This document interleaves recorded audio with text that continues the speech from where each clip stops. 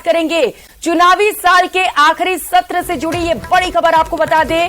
प्रश्नकाल के साथ विधानसभा की कार्यवाही शुरू की जाएगी। 15वीं विधानसभा के 8वें सत्र की 28वीं बैठक होगी।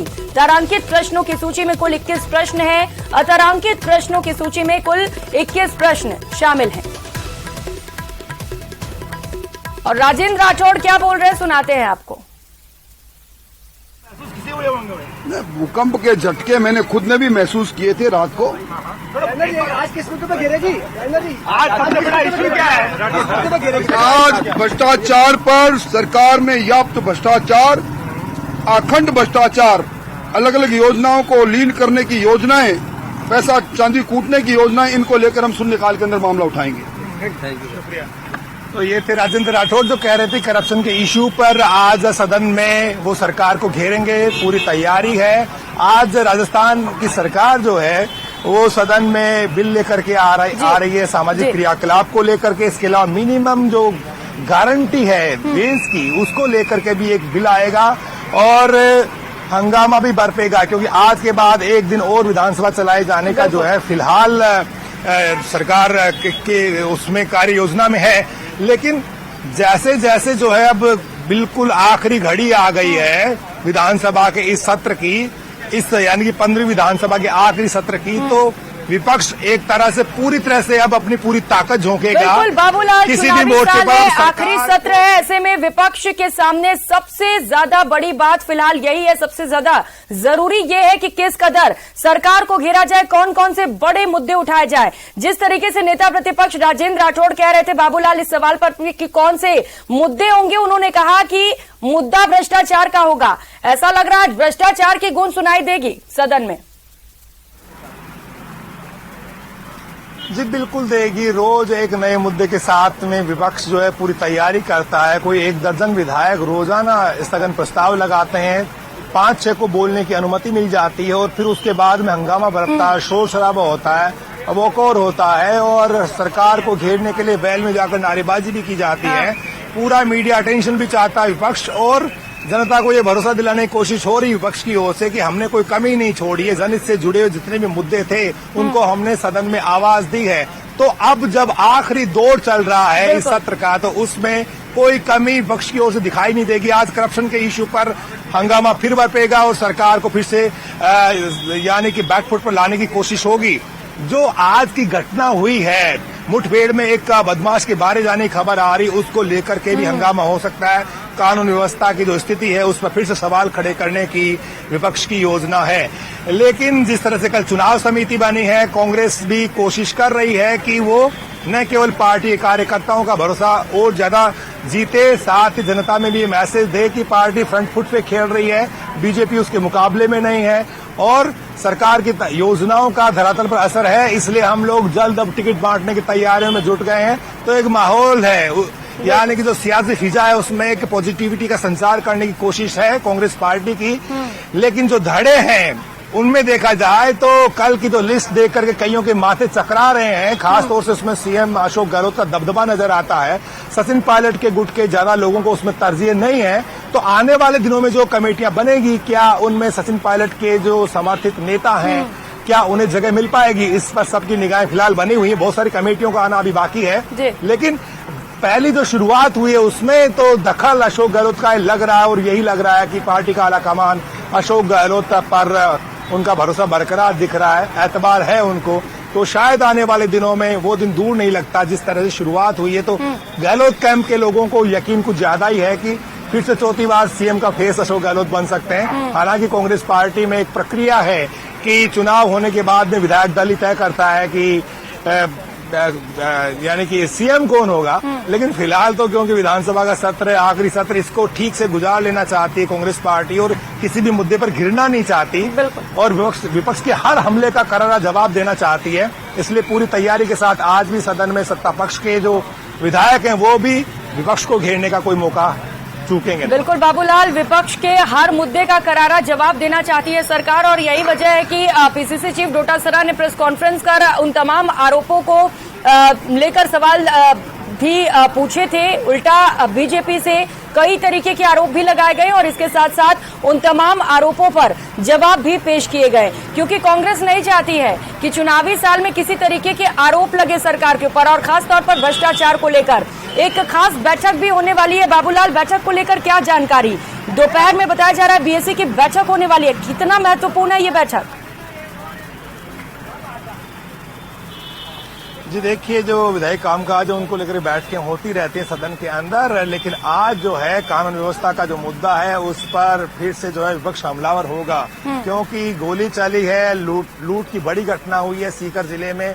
तो इस घटना पर सदन का ध्यान खींचने की पूरी कोशिश होगी, क्योंकि विधानसभा में आवाज उठती है तो उसकी गूंज प्रदेश के हर कोने में सुनाई देती है। तो विधानसभा में ऐसे इश्यूज को उठाने में विपक्ष कोई कमी नहीं छोड़ने वाला है। जो स्थानीय विधायक हैं उस इलाके के जहां पर घटना हुई है, तो वहां के विधायक भी पॉइंट ऑफ ऑर्डर के जरिए इस घटना को उठाने की कोशिश करेंगे और सरकार से इस पर जवाब भी मांगने की कोशिश होगी। लेकिन फिलहाल जो है करप्शन एक बहुत बड़ा इश्यू है और सरकार हमेशा बैकफुट पे आती है। इसे लेकर के सरकार की ओर से करारा जवाब भी दिया जाएगा। बिल्कुल बाबूलाल, जवाब दिया जाएगा। हम आपके साथ बने रहेंगे बाबूलाल। इस बीच एक बड़ी खबर सामने आ रही है, राजस्थान में अब शव रखकर विरोध प्रदर्शन करने वालों के खिलाफ सरकार एक्शन लेगी।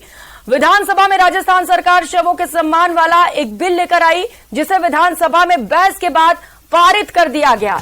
इस बिल में शव के साथ विरोध प्रदर्शन करने और समय पर अंतिम संस्कार नहीं करने पर सजा और जुर्माने के कई प्रावधान किए गए हैं। वहीं राजस्थान मृतक शरीर का सम्मान बिल के मुताबिक परिजन को मृतक का समय पर अंतिम संस्कार करना होगा। बिल के मुताबिक अगर कोई नेता या गैर परिजन किसी शव का इस्तेमाल विरोध प्रदर्शन के लिए करेगा तो उसे 5 साल तक सजा का प्रावधान रखा गया है। बाबूलाल लगातार हमारे साथ जुड़े हुए हैं।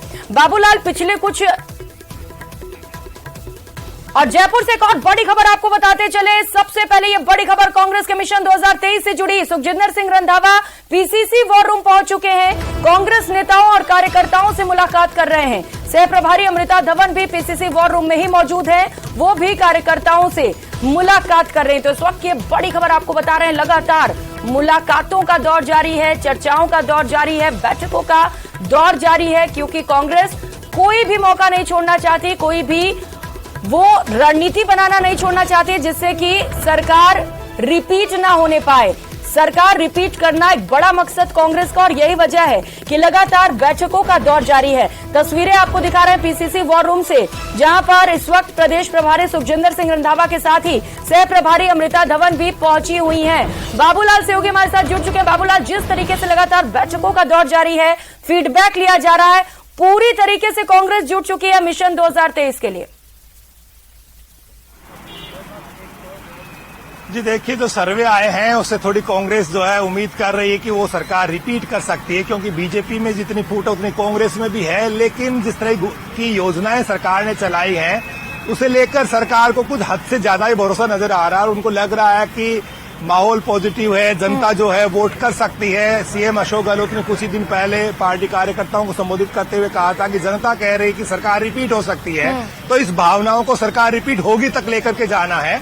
इसलिए सुखजिंदर रंधावा महीने में 15 दिन यहाँ पर गुजार रहे हैं। जो सह प्रभारी हैं, अमृता धवन है, काजी निजामुद्दीन है, वीरेंद्र राठौड़ हैं, ये अपने प्रभाव वाले जिलों में जमे हुए हैं। पार्टी के नेताओं कार्यकर्ताओं से लगातार फीडबैक का कार्यक्रम चल रहा है और एक तरह से उन नेताओं की तलाश की जा रही है जो चुनाव जीत सकते हैं। जो हार रहे हैं उनके लिए तो कांग्रेस पार्टी ने होमवर्क कर लिया है कि ये चुनाव हार सकते हैं, इनके टिकट काटेंगे, लेकिन जीत कौन सकता है, उन चेहरों पर पार्टी दाव लगाने की तैयारी कर रही है। सितंबर में पहली लिस्ट के संकेत हैं कि कांग्रेस पार्टी सितंबर महीने में ही उम्मीदवारों का ऐलान कर देगी। तो ऐसे में माना यही जा रहा है कि पूरी तरह से इलेक्शन के मोड में चली गई पार्टी और उसका जो होमवर्क है, उसका जो काम का तरीका है कार्यकर्ताओं के बीच में, वो कुछ इस तरह का है कि बीजेपी की तैयारी भी कहीं फीकी नजर आ रही इस वक्त। इसलिए कांग्रेस के पार्टी के जो जुड़े हुए तमाम नेता हैं, जो चुनाव प्रचार का, चुनाव मैनेजमेंट का जो हिस्सा बन सकते हैं आने वाले दिनों में, वो सारे के सारे मैदान पर काम करते हुए नजर आ रहे हैं, फील्ड में जा रहे हैं, जिलों में एक्टिविटीज हो रही है और रोजाना का फीडबैक लिया जा रहा। पहले ऐसा होता नहीं था कांग्रेस पार्टी में। तो बदले जमाने के साथ में एक नई कांग्रेस है जो चुनाव समिति भी बहुत पहले बना देती है, जो और आने वाली जो कमेटियां उनका होमवर्क भी कर रही, जल्द उनका ऐलान भी होगा। दिमाग में एक ही चीज है कांग्रेस के नेताओं के कि जो उस दाग को उन्हें धोना है जो उन्हें हर 5 साल में परेशान कर देता है, चुनाव हरा देता है। बिल्कुल बाबूलाल, दांत को धोना है और कर्नाटक में जीत के बाद निश्चित तौर पर कांग्रेस में ज्यादा उत्साह है और कांग्रेस जीत सकती है से कांग्रेस जीतेगी तक पार्टी को ले जाना, और यही वजह है कि लगातार कार्यकर्ताओं से मुलाकात किए जा रहे हैं और इसके साथ ही फीडबैक लेकर पार्टी को ज्यादा स्ट्रांग करने की कोशिशें भी की जा रही हैं। बहुत शुक्रिया बाबूलाल आपका तमाम जानकारियों के लिए। तो कांग्रेस ने चुनाव समिति की घोषणा कर दी है। इस वक्त ये बड़ी खबर आपको बता दें, अशोक गहलोत और सचिन पायलट कमेटी में शामिल किए गए हैं। गोविंद सिंह डोटासरा समिति के चेयरमैन बनाए गए हैं। जितेंद्र सिंह, रघुवीर मीणा और रामेश्वर डूडी भी इस कमेटी में शामिल हैं। प्रताप सिंह खाचरियावास, उदयलाल आंजना, सालेह मोहम्मद, ममता भूपेश, भजन लाल जाटव, गोविंद मेघवाल, शकुंतला रावत, मुरारी लाल मीणा, ये वो तमाम नाम आपको गिना रहे हैं जिन्हें इस कमेटी में जगह दी गई है, जिन पर एक बड़ी जिम्मेदारी सौंपी गई है। अशोक चांदना भी इसमें शामिल है और इसके साथ साथ राजेंद्र यादव का नाम भी शामिल है। लिस्ट आपको दिखा रहे हैं। कांग्रेस ने चुनाव समिति की घोषणा कर दी है। ये वो समिति है जिसके ऊपर चुनाव का कार्यभार सौंपा गया। बड़ी जिम्मेदारी, आगामी चुनाव में किस कदर पार्टी को जीत मिल सके, क्या वो खास रणनीति होगी जिसके चलते सरकार की वापसी हो सके, इसी को लेकर इस खास कमेटी का चयन किया गया है। लिस्ट लगातार आपको दिखा रहे हैं, वो नाम गिना रहे हैं जिन्हें जिन्हें इस कमेटी में जगह मिली है।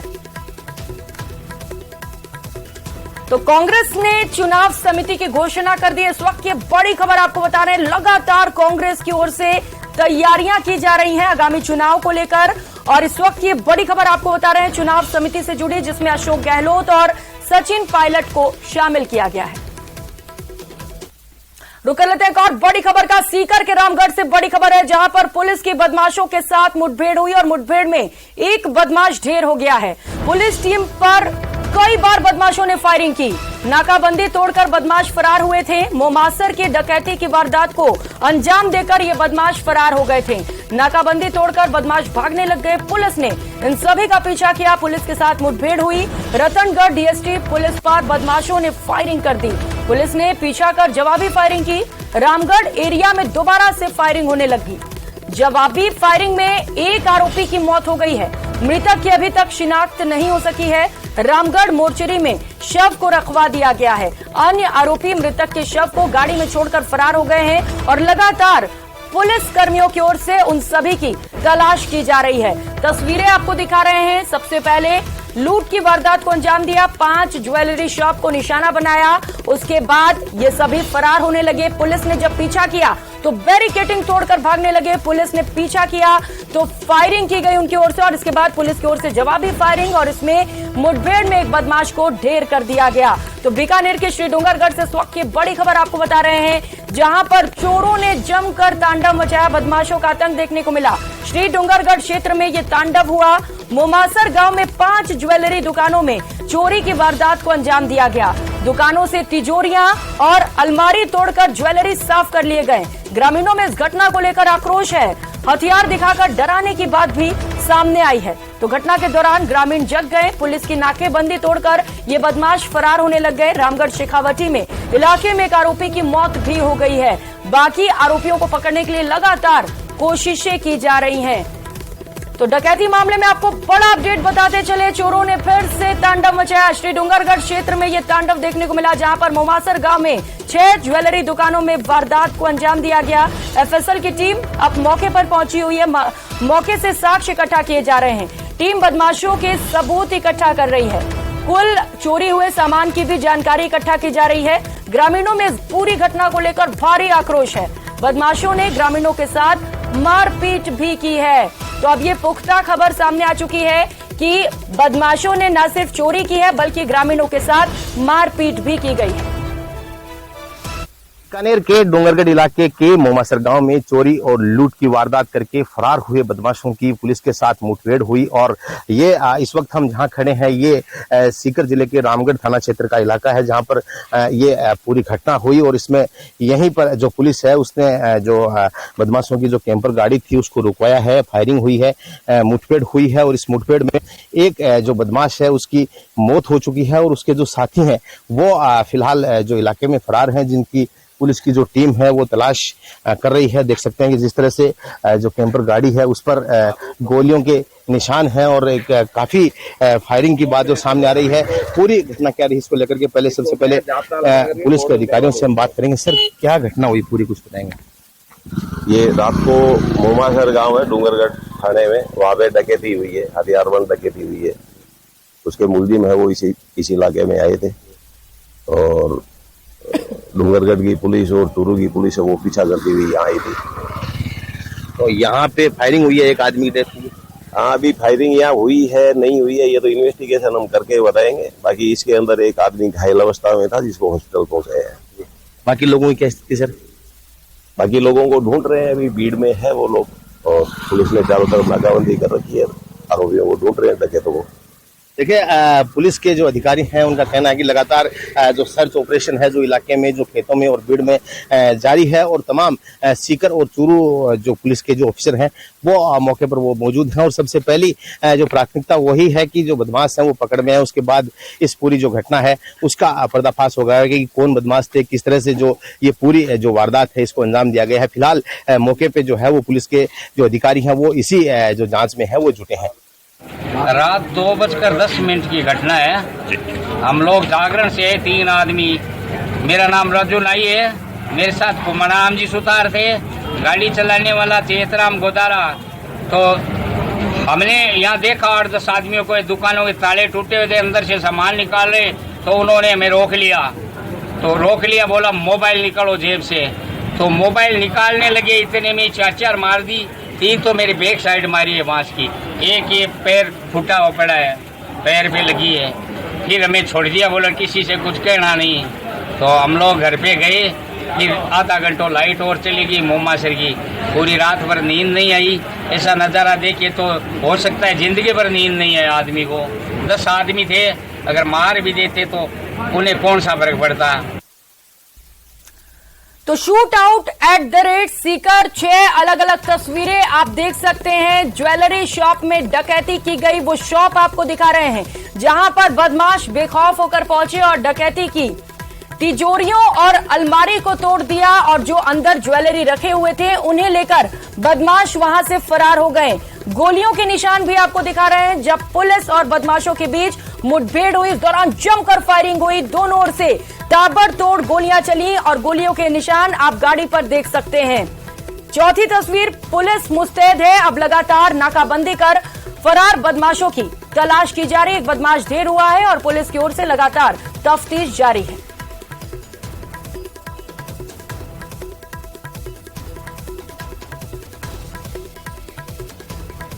तो पुलिस टीम पर कई बार बदमाशों ने पहले फायरिंग की, उसके बाद जवाबी कार्रवाई पुलिस की ओर से की गई। 6 अलग अलग तस्वीरों के माध्यम से समझने की कोशिश करिए कि आखिर हुआ क्या था। पहले कुछ बदमाश पहुंचते हैं, हथियारबंद ये बदमाश बताए जा रहे हैं जो ज्वेलरी शॉप में लूटपाट करते हैं, डकैती करते हैं और खबर अब निकलकर सामने आ रही है कि कुछ ग्रामीणों के साथ मारपीट भी की गई है। ग्रामीण बेहद दहशत में, उनका कहना है कि कुछ भी हो सकता था, गोलियां भी चल सकती थी, जान भी जा सकती थी। ऐसे में पुलिस की कार्यशैली पर कई सारे सवाल खड़े हो रहे हैं। सवाल यह है कि जब लूटपाट की जा रही थी तो आखिर पुलिस कहां थी? गश्त दल पर भी बड़े सवाल खड़े किए जा रहे हैं।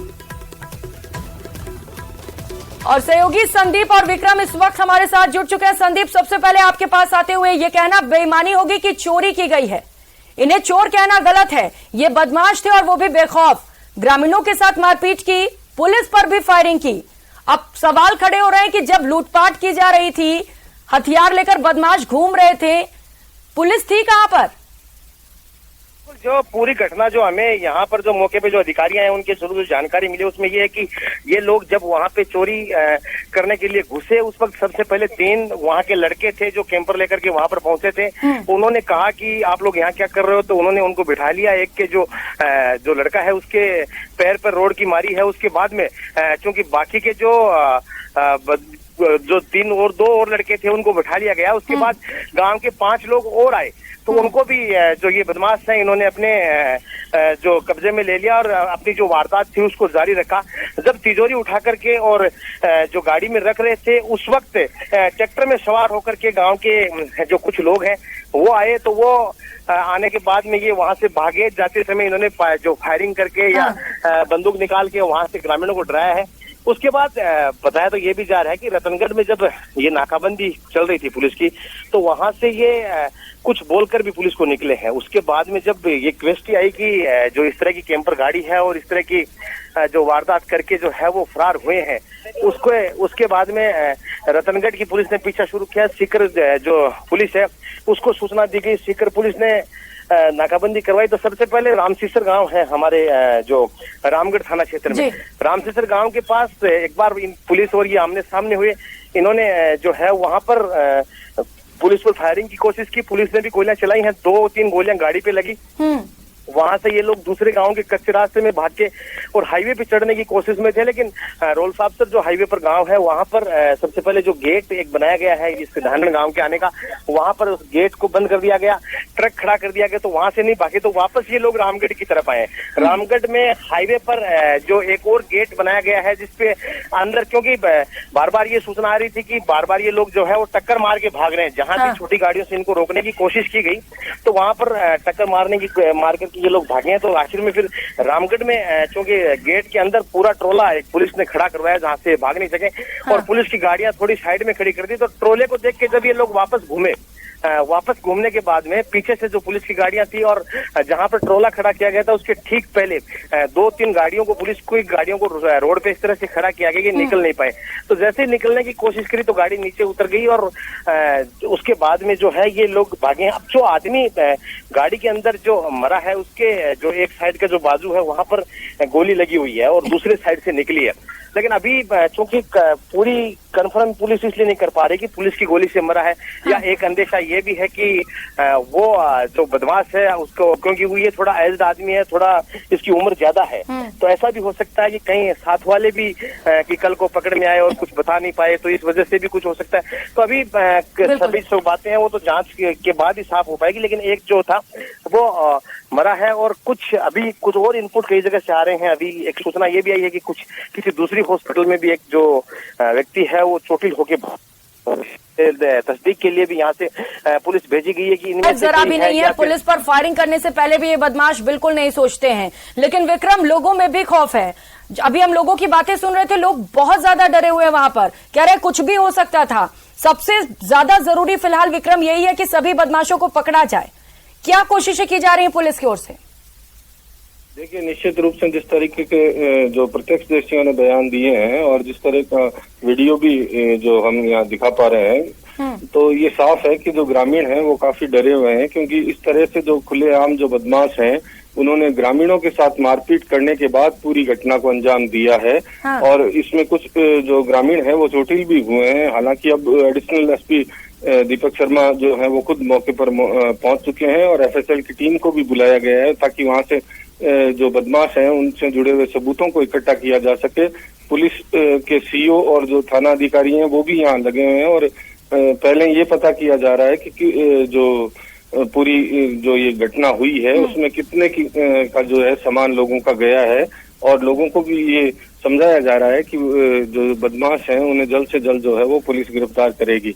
लेकिन जिस तरह से लगातार ये डूंगरगढ़ क्षेत्र में ये दूसरी जो घटना हुई है उससे कहीं ना कहीं क्षेत्र में के लोगों में रोष है, क्योंकि कल रात को ये घटना हुई है और जिस तरीके से ग्रामीणों ने जब इन का सामना किया है उसके बाद ये घटना हुई है। और उससे पहले जो आड़सर गांव है उसमें भी इसी तरीके से विक्रम, एक नहीं एक साथ 5-5 ज्वेलरी शॉप में लूटपाट, और ऐसे में निश्चित तौर पर ग्रामीण डरे हुए हैं, मारपीट भी की गई। बहुत शुक्रिया आप दोनों सहयोगियों का। बड़ी खबर, इसी खबर से जुड़ा बड़ा अपडेट सामने आ रहा है। Shoot out @ Sikar. सीकर में पुलिस और मक्खन गैंग के बदमाशों में मुठभेड़ हुई। एनकाउंटर में मक्खन गैंग का गरगा सुरेश मारा गया है। चूरू और रतनगढ़ पुलिस लगातार बदमाशों का पीछा कर रही थी। श्री डूंगरगढ़ के मोमासर गांव में डकैती कर बदमाश फरार हुए थे। अभी भी इलाके में लगातार सर्च ऑपरेशन जारी है।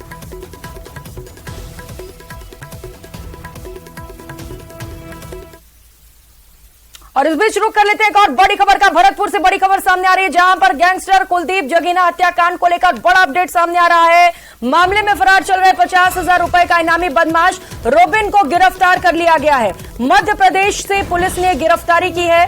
भरतपुर लाते समय रास्ते में शौच के बहाने आरोपी ने भागने की भी कोशिश की। उसी दौरान सड़क के किनारे गड्ढों में गिरने से दोनों पैरों में चोटें भी आ गई हैं। आरोपी को आरबीएम अस्पताल में भर्ती कराया गया है। तस्वीरें आपको दिखा रहे हैं उस दौरान की जब इस हत्याकांड को अंजाम दिया गया था। 3 आरोपी बस में पहुंचे थे।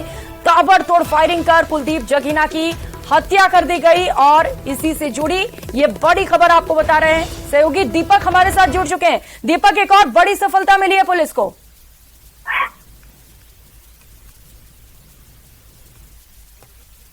आवाज पहुंच रही है दीपक आप तक मेरी? जी प्रियंका, मध्य प्रदेश से एक और गिरफ्तारी कर ली गई है। दीपक, पूरी जानकारी दीजिएगा, इसे लेकर यह सफलता कैसे मिली?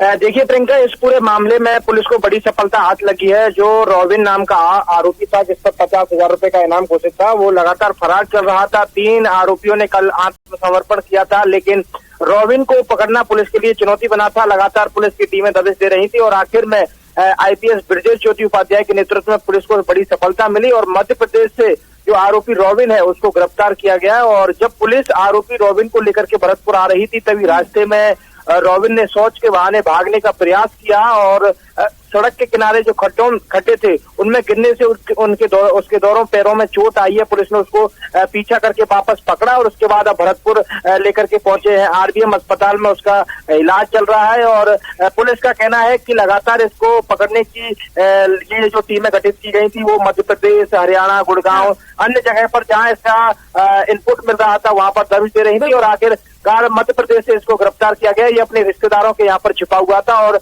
पुलिस भरतपुर लेकर के पहुंची है। इलाज के बाद इससे पूछताछ की जाएगी। जी बिल्कुल दीपक, एक बड़ी सफलता कह सकते हैं, क्योंकि 50,000 का अपराधी था, आगे भी और वारदातों को अंजाम भी दे सकता था। ऐसे में निश्चित तौर पर गिरफ्तारी जरूरी हो जाती है। अब नजर बनाकर रखिएगा। बहुत शुक्रिया आपका दीपक, तमाम जानकारियों के लिए। फिलहाल यह वक्त तो चला छोटे से